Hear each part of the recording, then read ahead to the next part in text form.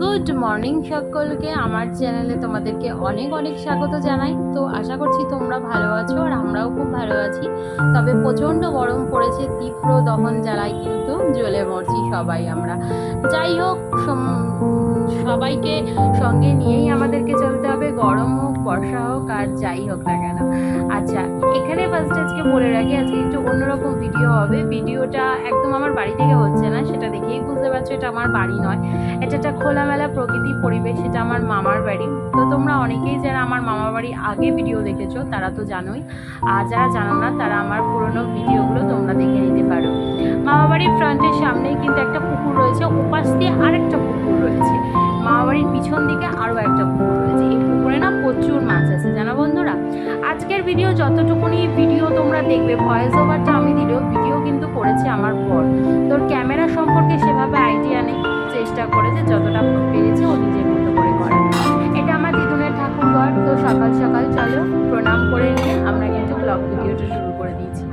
যাই হোক, ব্লগ তো অনেকক্ষণ আগে থেকে, মানে ভিডিওটা অনেকক্ষণ আগে থেকে শুরু করলেও ঠাকুরকে তো দেখতেই হবে, কারণ ঠাকুর না থাকলে আমাদের কোনো কিছু নেই। এখানে সবাই মিলে তাড়াহুড়ো করে কিন্তু কাজ শুরু করে দিয়েছে। সকাল সকাল কিন্তু রান্নার লোকও চলে এসেছে, দেখতেই পাচ্ছ। উনি কিন্তু ভীষণ সুন্দর রান্না করেন। যাই হোক, সবাই মিলে ওনাকে হেল্প করা হচ্ছে, মা মাসি মামি সবাই মিলে, কেউ বসে নেই, ছোট থেকে বড় সবাই কিন্তু হেল্প করছে। আর এখানে উনি কিন্তু ওনার কাজ শুরু করে দিয়েছে, আর এখানে ছোট মামা এটা সেট করে দিচ্ছে। মামি ওদিকে কাজ করছে, সকালে টিফিন করতে হবে। আর এখানে আমার মা কিন্তু দেখো, এখানে মা কাটছে, আমি কিন্তু ঘুমাচ্ছিলাম। কেন জানো তো, এই ভিডিওগুলো সব আমার বড় শুট করেছে, আমি ঘুমাচ্ছিলাম। এই কারণে আগের দিন রাত্রেবেলা আমার মেয়ে একটু ভয় পাচ্ছিল, নতুন জায়গা, ওর ঠিক মতো ঘুম হয়নি বলে আমিও ঘুমাতে পারিনি ওর সাথে সাথে। তার জন্য আমি একটু ঘুমোচ্ছিলাম, আর এদিকে সবাই মিলে ঘরে কাজ করছিল। তখন আমার বড় উঠে ভিডিওগুলো করেছে। আর এই দেখে নাও, মামা এখানে কিন্তু মায়ের সাথে বসে মাছ ধরছে। আর এখানে এটা হচ্ছে কাতলা মাছ, ভীষণ টেস্ট ছিল মাছটা। আর এখানে কিন্তু ভেজ ডাল হয়েছিল, ভেজ ডালটা কিন্তু রেডি হয়ে গেছে অলরেডি।